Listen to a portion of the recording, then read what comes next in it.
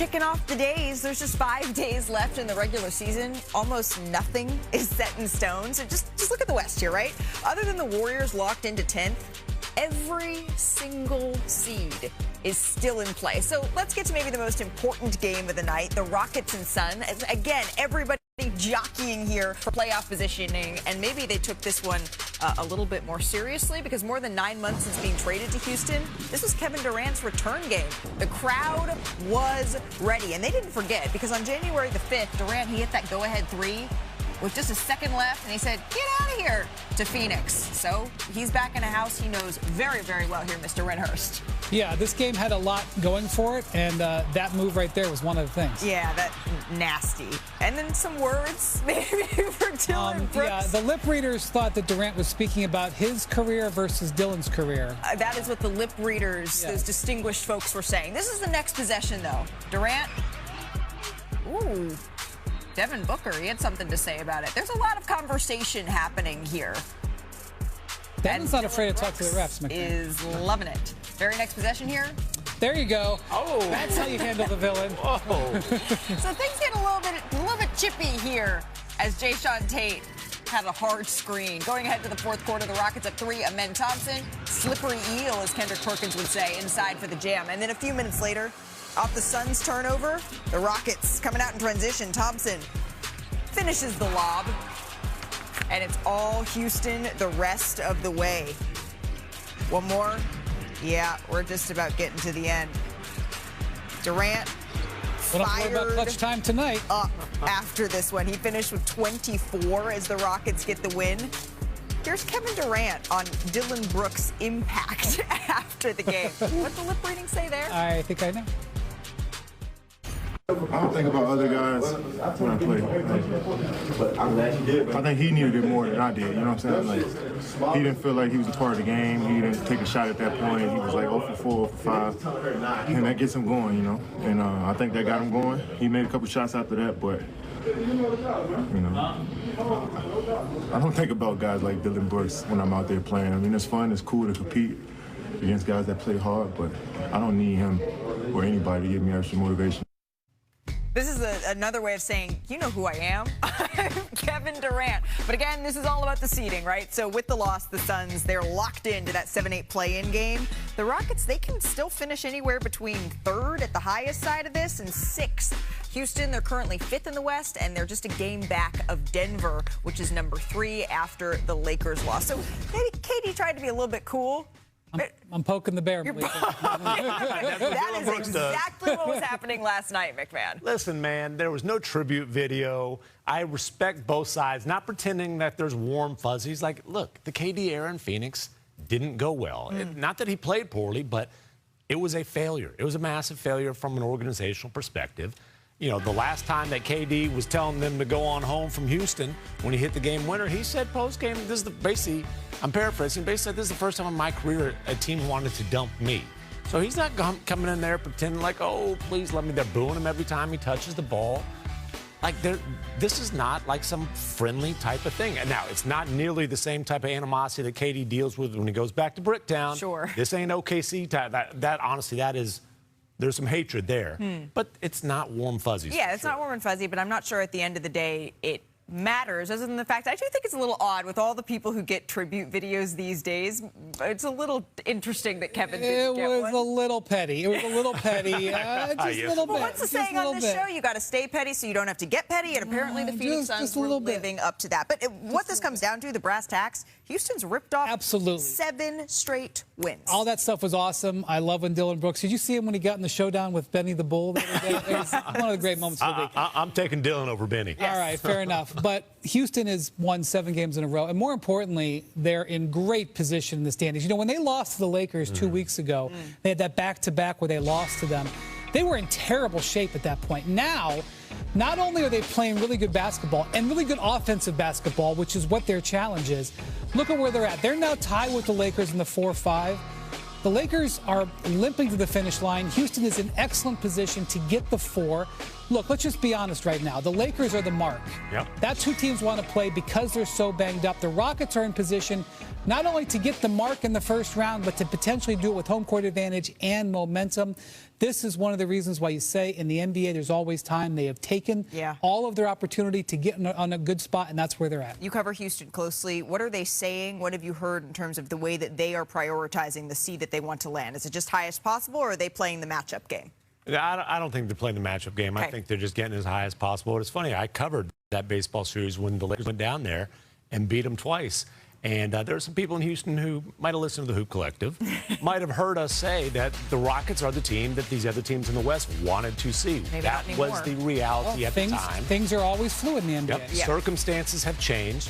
The Rockets are certainly playing better. And, really, it's more about the Lakers' misfortune. Sure. I mean, what a terrible turn for L.A. Yeah, the Lakers are really the team, unfortunately for them, that there is blood in the water and other teams are smelling it. Although I was in Crypto.com Arena last night, and I'm hearing Luka could be back around the team as early as next week. And remember, he went abroad to get that treatment. So we'll see if that comes to fruition. But the West is wild. If that's the West, look at the East. Literally one playoff seed. The Pistons, that's it.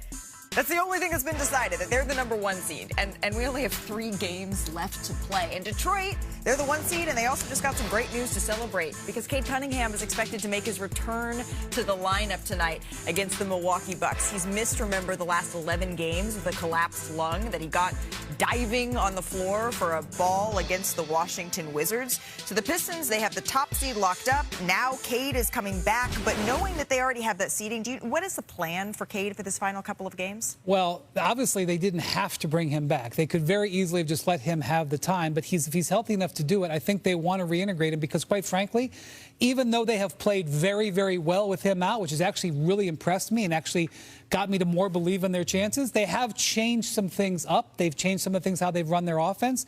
I think they'd like to get back into the flow a little bit because once their season ends, the end of this weekend, they're going to not only wait a week, they're going to wait potentially 4 days to find out who their opponent is. So he might as well use these times to try to get some reintegration. Yeah, chip off some rust. Hopefully he can get a little bit of a rhythm before the layoff for the play-in. Yeah. Now, this is not about chasing awards. He's not going to be eligible for that. Frankly, he got screwed out of that by the 65-game rule. The silver lining, though, of Cade missing that time, as you mentioned, the Pistons played well without him. A major reason is because Dennis Jenkins, a guy who started the season on a 2-way, earned a standard deal, really played well as the primary initiator, as their primary creator. And the biggest question about the Pistons all season long is who, other than Cade Cunningham, can create offense. Yep. And we might have gotten some answers during this time that Cade Cunningham, unfortunately, was sidelined. Yeah, and when you look at certainly getting out of the East, that depth is going to be needed. But watching the Oklahoma City Thunder and seeing that the lineup that they started, the garbage time fourth quarter minutes could have gone on to win a play-in game, they're absolutely going to need that talent up and down the roster if, in fact, they are going to be the team that represents the East and comes out of the NBA Finals. A little lower down the standings, though. You hear that? Oh, they're swarming. The Buzz City Killers, they were back in Boston, and last time they were there, they rolled the Celtics by 29 points here. So we all expected a good one, and especially early on, we were not disappointed. And as much as we talk here about what the rookie is able to do, LaMelo Ball, he's found something, Brian. Yeah, not only is he being a shot maker, which he's been his whole life, but he's also been a creator for his teammates, and I think that should get more attention. I thought you were going to say a baller, shot caller. He's got I wouldn't say. Jaylen Brown muscling his way inside with the answer there. And then under 4 minutes left in the second quarter here, Con Knipple. First, let's take a look at Jason Tatum there. Looks pretty light on those I was feet. going to say, a nice little step back. Over Brandon Miller. And then here, Jaylen Brown gets inside. Nice little fadeaway. So next up for Boston, Madison Square Garden. Here's Jason Tatum. Yeah, I thought about it. I'm not like thrilled to go back and play there. Last time I played there, obviously it was a traumatic, experience for me. Obviously I knew at some point I would have to, get over that hurdle and, play there again. So it's gonna have to be this Thursday, but it's not like I'm thrilled about it, but it's part of it. I decided to come back and play, so just another game on the schedule. Oof. It's honestly, it's hard for me to even watch the replays of that injury and really the honesty there from Jason Tatum. I can't imagine going back and trying to face that, Brian. I appreciate that because he was in that training room, for example, when he got the news, and he's staring at that same ceiling. I can't relate to being Jason Tatum, but I can relate to being in a spot where something bad's happened. You don't want to go back. I will say this about this happening in New York. While this was a terrible thing that happened, and it was an event that significantly altered his life, the fact that it had happened in New York actually has an incredible finish. And so you want to say, when did he start recovering? He started recovering within 12 hours of having the injury. Because he was already in New York, he was able to literally go down the street to the hospital for special surgery and get the surgeon, Martin O'Malley, who would be the choice surgeon to get this done. He was able to have this surgery within a day, within hours. And when you're having an Achilles repair, I am not an orthopedic surgeon, but I read and am told that it makes a difference with the speed. And the fact that this happened in New York was actually part of the reason why he was able to recover so well. So I don't know. There's maybe, as you said, a silver lining. One thing is that his doctor being down the street helped this situation. There have been 11 months of Jason Tatum jumping hurdles here, right? Starting the second that it happened, there have been physical hurdles, there have been emotional hurdles, there have been psychological hurdles. This is another significant psychological hurdle. The way that he has attacked the 11 months, the way that he has come back. And, this is a guy he looks like an all-star already.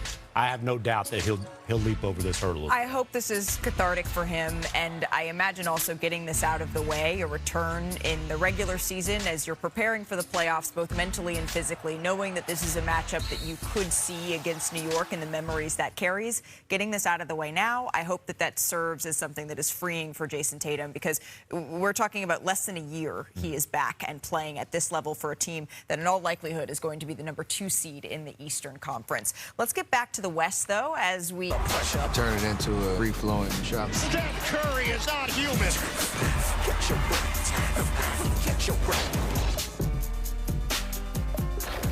So before things got weird at the end of the Golden State game, Steph Curry was awesome last night.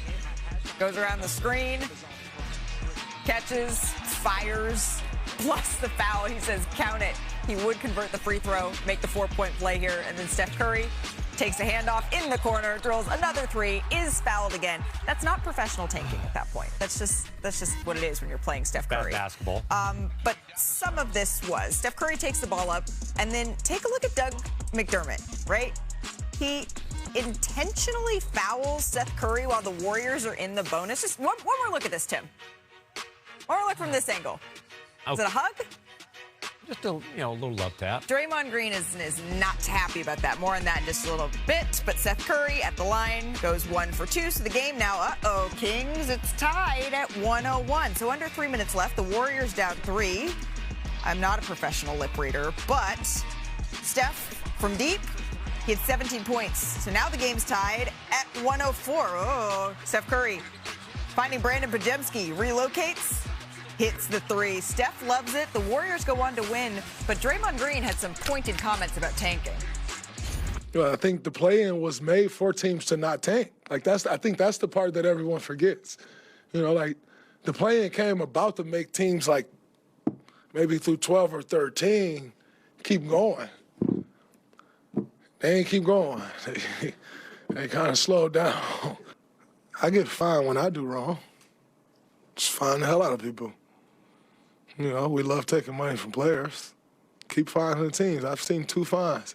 And we all know everybody tanking. But you've seen 2 fines. So part of this is the Sacramento Kings are not a very good basketball team, but certainly some of that looked a little bit intentional. Shams Charania, in his tan suit, is joining us now. Shams, what is the league doing to investigate this? Does Draymond Green comments, players talking about this, escalate things at all? I'm told the NBA is investigating this situation, this foul that took place with over 3 minutes left in the game to Seth Curry. But King sources tell me that, listen, Doug Christie just made a mistake, a strategical error. He thought he had a foul to give with over 3 minutes to go to get a free timeout. That's the rule. If you have over 30 minutes left, he felt like he had a foul to give. He did not have a foul to give. So the Kings side is saying that this was a mistake.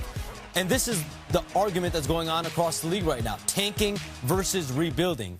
The Kings are 7-9 in their last 16 games. Okay. They were the worst team in the NBA when they went on this 7-9 run. Now they're around 4 or 5 as far as worst teams. So if they wanted to, quote unquote, tank, they could just continue to lose. They have been ravaged by injuries, I will say. They're obviously not a premier basketball team. Sure. Yes, there is that. They're saying that they didn't know, that they thought they had a foul to give. Do you believe them? Listen, I'm going to wholeheartedly defend the Sacramento Kings. If there's any franchise in basketball that can say, hey, we are just bafflingly incompetent, then it is the Sacramento Kings. So is incompetence believable with the Kings? Absolutely. I buy it. This is what the NBA is investigating? This is the tank move that the NBA, first off, it's not a tank move, number one. Number two, this is what they're investigating. Draymond, he wanted a take foul is what he wanted. He wanted the shots and the ball. By the way, the play that Doug Christie drew up in the timeout that he paid 2 free throws for, they hit a 3. So they're actually kind of ahead. And frankly, if you've watched the Kings for the last few weeks, they've done a terrible job tanking. Terrible job. They've been winning way too many They've been games. incompetent tankers. I will say this. When Adam Silver fined the Jazz and the Pacers, he put out a statement, which he said, we will respond accordingly to any further actions that compromises the integrity of our games. I mean, have we seen any? And that's the thing. In fairness to Draymond, he is correct that the NBA has not followed up with this, at least to this point. Somebody may pay for that. Ooh. But, Draymond does have a point on this. I don't think this particular play was that big of a deal. And listen, Adam Silver wanted to make a big statement. He had the All-Star Weekend press conference coming a few days later. He will, I'm going to rule with an iron fist. But Draymond's absolutely right. You say you're going to do one thing, and then there's no follow-up. And as a guy who's been fined a lot of money, I see Draymond's point. Oh, I thought you've been fined a lot of money. I was like, where did those fines come now from? Everyone's trying to figure out what the solutions to this is. And yesterday there was a GM call on Tuesday night where they're all continuing the conversation on this. And sources tell me there's a Board of Governors vote on May 28th for new anti-tanking draft lottery reform. And the proposed concept with the most momentum right now, we reported on the 3 different proposals. The one with the most momentum is option 1. That's the one with the flattened odds, 18 teams. The bottom 10 teams would then have the same % chance for the top pick. Modifications, though, are expected to this concept. Is there a way to tier these teams, like top 8, then 9 and 10 separately, then 11 to 18? They're going to continue to discuss ideas and figure out some kind of a holistic approach. There's going to be unintended consequences to all of this. There's not a perfect solution. I will say, I see Tim right there. The one thing that the league is trying to do, and their GMs and everyone are trying for here, is de-incentivizing jockeying for the bottom. So what we've seen this season is teams trying to keep their top 8 pick, keep their top 6 pick. Is there a way to de-incentivize the jockeying? Because in this proposal, the top 8 to 10 teams have the same % chance. So there's not an upside for that. Shams, you're a smart guy. In that proposal, where will teams tank? Who the hell wants to be in the play-in if it's going to cost you? Oh, I can be the 10 seed. So you're thinking it's going to ruin? That's kind of what Draymond said, that it's going to ruin something that was going so well in a lot of ways, particularly early on. And listen, to Draymond's point, the biggest weapon Adam Silver has, fine teams. He's not using the weapons at his disposal now. So you're giving this a double thumbs down, not in the Project Hail Mary amaze version, but in the fact that you are not a fan of this. All right, well, that vote you said on the 28th, seeding is at stake around the NBA. So let's go coast to coast. Let's do a road trip to catch up on the action. The Timberwolves, no Ann Edwards, no Jaden McDaniels. They crushed the Pacers, though. They snapped that 3-game losing streak. They clinched a playoff spot in the process. But Jaden McDaniels, Tim, when can we expect them back? Well, Jaden McDaniels upgraded to questionable tonight. Certainly that's an encouraging sign. I checked in on Ann Edwards' status yesterday with a Minnesota source, was told day-to-day, but optimistic that it's any day now. The hope is that he will be able to play the last couple games of the regular season, get a little rhythm established going into the playoffs. And he's officially questionable in this one? Ant's out, McDaniel's questionable. All right, McDaniel's questionable. That's good news. In Toronto, the Heat suffered a Jurassic beatdown at the hands of the Raptors. Miami, they're locked into that play-in tournament, 4th straight year. What needs to change, Tim, for the Heat to avoid the play-in?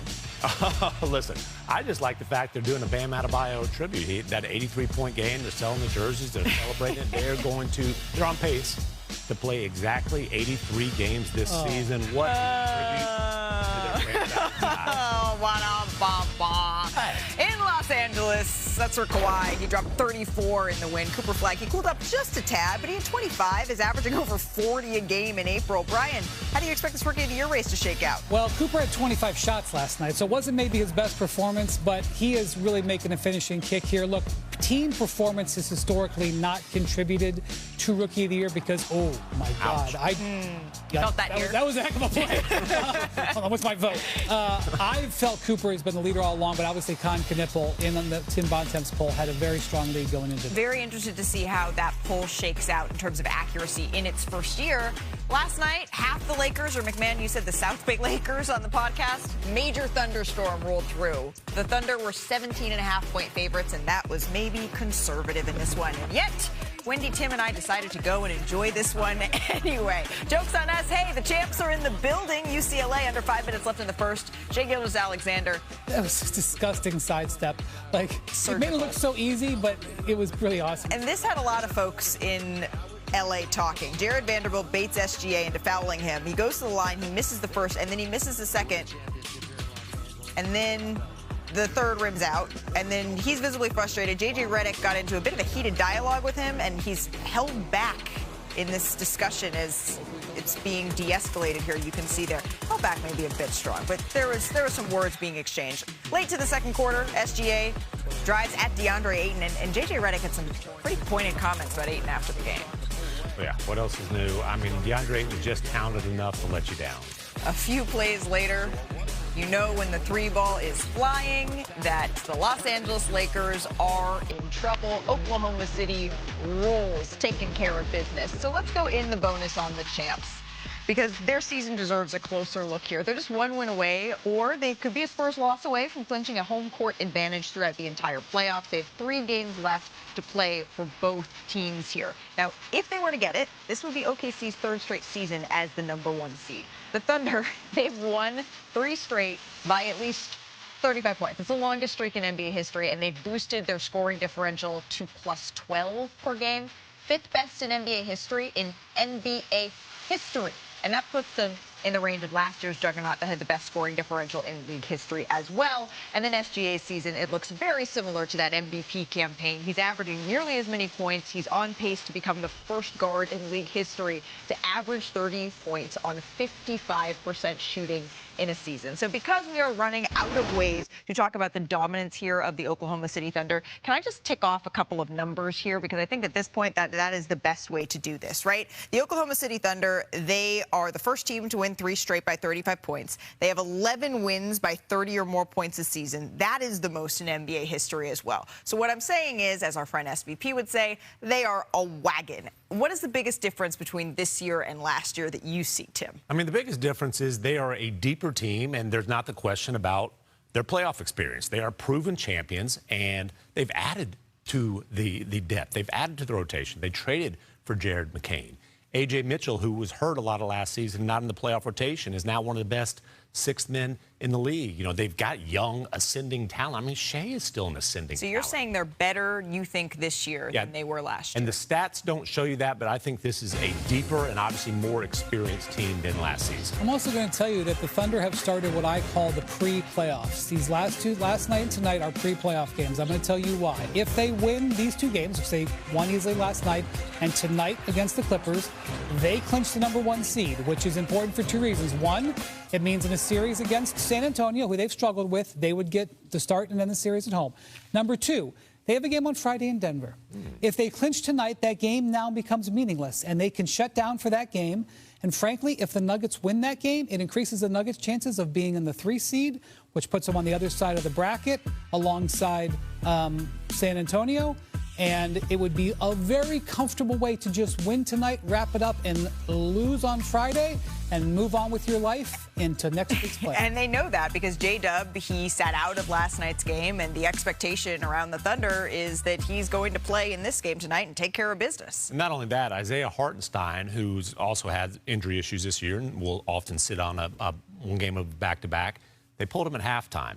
Now, the injury report hasn't come out, but after playing only 10 minutes tonight, I think it's pretty likely that he would be available, or 10 minutes last night, pretty likely he'll be available against the Clippers. Yeah, so they get it done here, and then they can just have a sleigh ride into the postseason. Doesn't that sound so lovely? Well, what doesn't sound... sleigh ride. Speak for yourself. You can slay in any weather, Tim. There are just 5 days left in the regular season, and while it may be very comfortable for the Thunder, I'm feeling, oh yes, the winds of change, which means it's time for Windy Watch. Brian, the floor is yours. Yeah, let's talk about the Rockets. So we mentioned earlier they got that big win over the Suns last night, 7 wins in a row.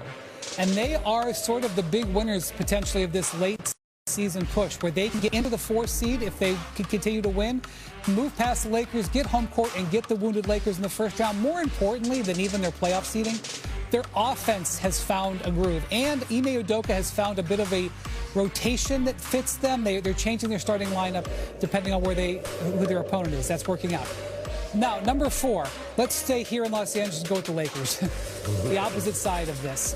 J.J. Redick admitted last night for weeks they were focused obsessively on getting that number 3 seed. Now, seeding is out the window. They are really only focusing on what they can stitch together by next week's the playoffs.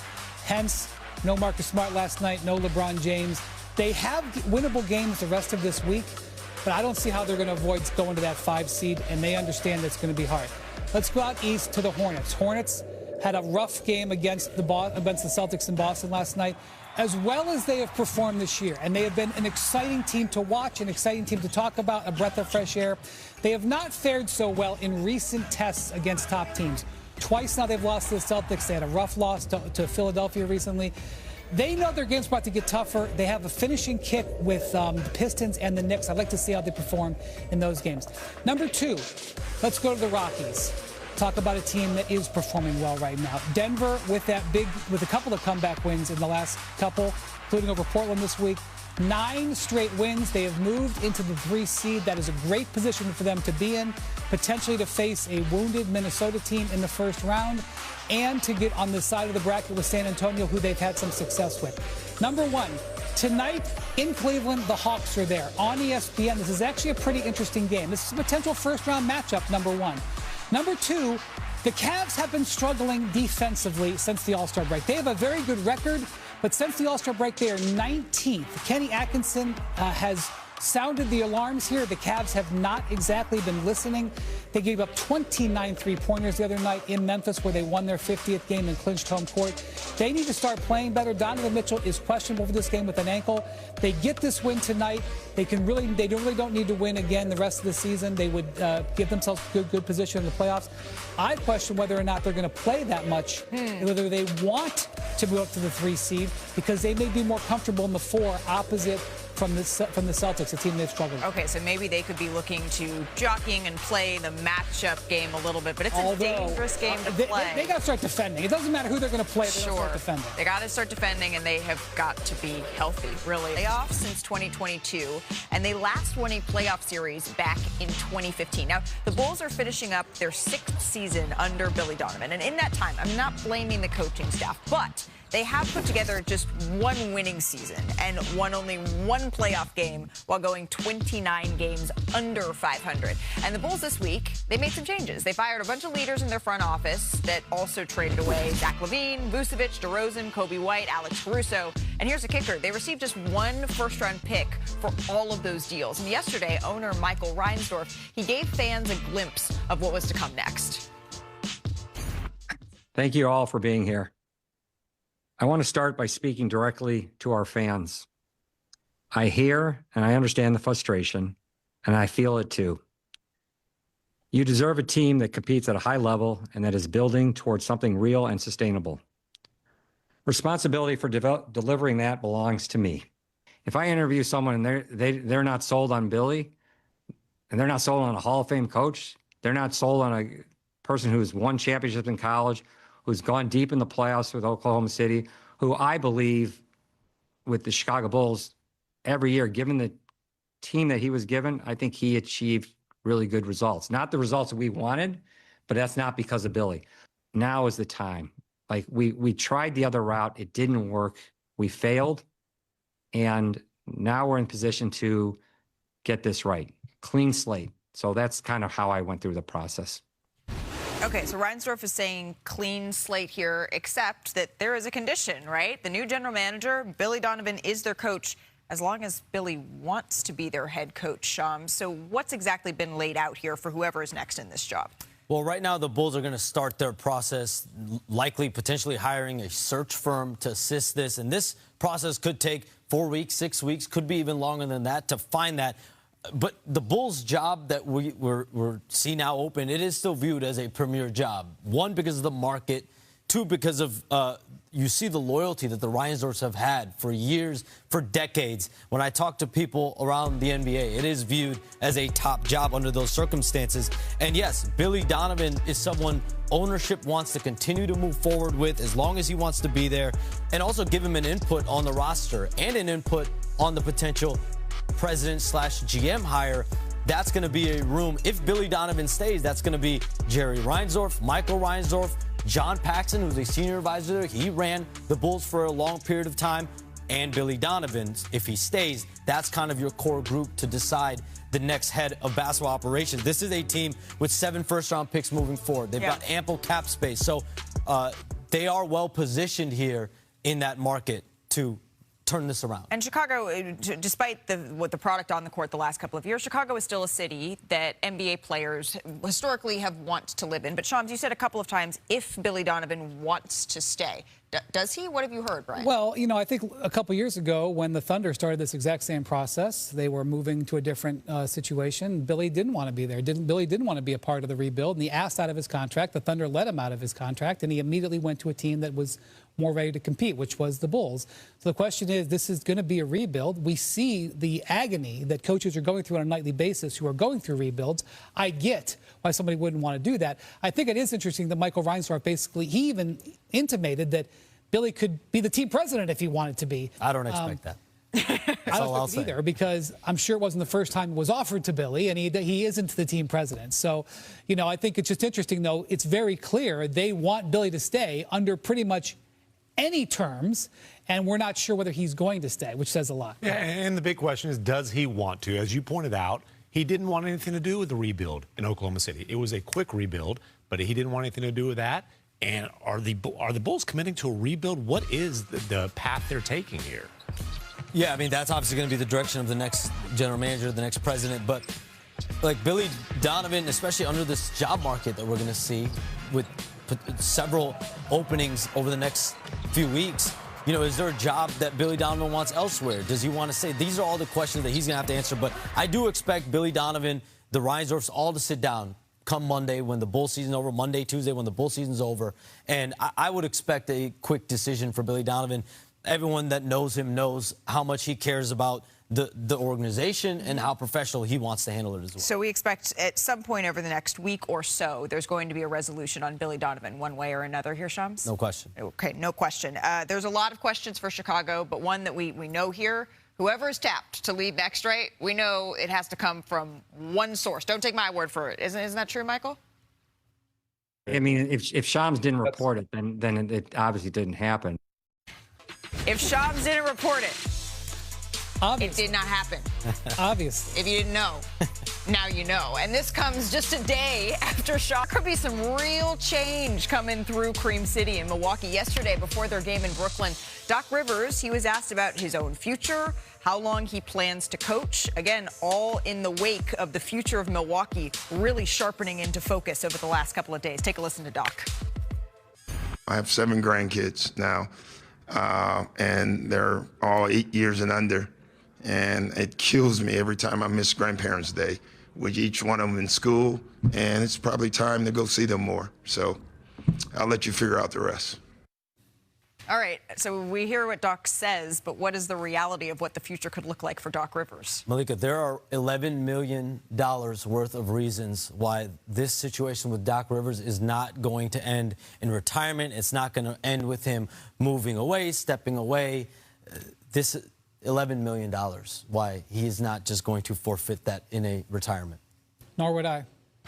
Anyone, Peanuts over here? I'll take Wendy as my financial advisor. And so $11 million of reasons You know why what? I want to hire you too now, Brian. After I heard that sage advice. Is the hard part. Windhurst and Windhurst is over here for hire. Coming up here on NBA Today, though, we do have some questions about Victor Wembanyama's status with a lot on the line. Yes to 65 games. Yes, seedings. What we do know